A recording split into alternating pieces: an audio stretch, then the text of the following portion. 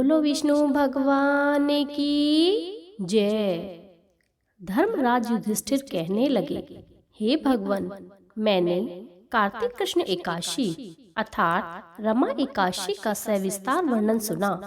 अब आप कृपा करके मुझे कार्तिक मास के शुक्ल पक्ष की एकादशी के विषय में बताइए। इस एकादशी का क्या नाम है तथा इसके व्रत का क्या विधान है? इसका व्रत करने से किस फल की प्राप्ति होती है? कृपया यह सब विधान पूर्वक बताइए। भगवान श्री कृष्ण बोले, कार्तिक मास के शुक्ल पक्ष में तुलसी विवाह के दिन आने वाली इस एकादशी को विष्णु प्रबोधनी एकादशी, देव प्रबोधनी एकादशी, देवोत्थान एकादशी, देव उद्धव एकादशी, देव उठनी एकादशी, कार्तिक शुक्ल एकादशी तथा प्रबोधनी एकादशी भी कहा जाता है। यह बड़े बड़े पापों का नाश करने वाली है। इसका महात्म्य मैं तुमसे कहता हूँ, तुम ध्यान पूर्वक सुनो। देवोत्थान एकादशी व्रत कथा। एक राजा के राज्य में सभी लोग एकादशी का व्रत रखते थे। प्रजा तथा नौकर चाकरों से लेकर पशुओं तक को एकादशी के दिन अन्न नहीं दिया जाता था।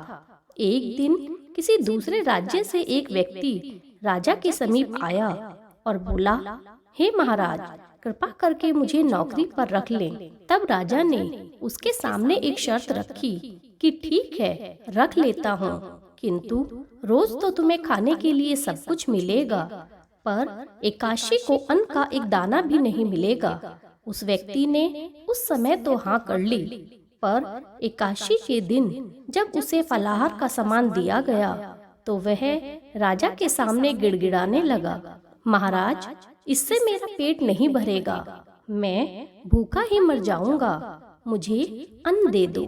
राजा ने उसे शर्त की बात याद दिलाई, पर वह अन्न छोड़ने को तैयार नहीं हुआ। तब राजा ने उसे आटा, दाल, चावल आदि दिए। वह नित्य की तरह नदी पर पहुंचा और स्नान कर भोजन पकाने लगा। जब भोजन बन गया तो वह भगवान को बुलाने लगा, आओ भगवान, भोजन तैयार है। उसके बुलाने पर पीताम्बर धारण किए भगवान चतुर्भुज रूप में आ पहुँचे तथा प्रेम से उसके साथ भोजन करने लगे। भोजन आदि करके भगवान अंतर्ध्यान हो गए और वह भी अपने काम पर चला गया। 15 दिन बाद अगली एकादशी को वह राजा से कहने लगा कि हे महाराज, मुझे दोगुना सामान दीजिए। उस दिन तो मैं भूखा ही रह गया। राजा ने कारण पूछा तो उसने बताया कि हमारे साथ भगवान भी खाते हैं, इसलिए हम दोनों के लिए यह सामान पूरा नहीं होता है। यह सुनकर राजा को बड़ा आश्चर्य हुआ। वह बोला, मैं नहीं मान सकता कि भगवान तुम्हारे साथ भोजन करते हैं।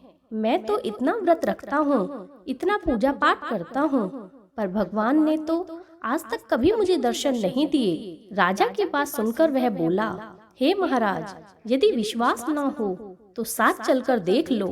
राजा एक पेड़ के पीछे छिपकर बैठ गया। उस व्यक्ति ने भोजन बनाया तथा भगवान को शाम तक पुकारता रहा, परंतु भगवान नहीं आए। अंत में उसने कहा, हे भगवान, यदि आप नहीं आए तो मैं नदी में कूदकर अपनी जान दे दूंगा। लेकिन भगवान नहीं आए।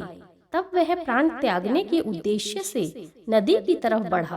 प्राण त्यागने का उसका दृढ़ इरादा जान शीघ्र ही भगवान प्रकट होकर उसे रोक लिया और साथ बैठकर भोजन करने लगे।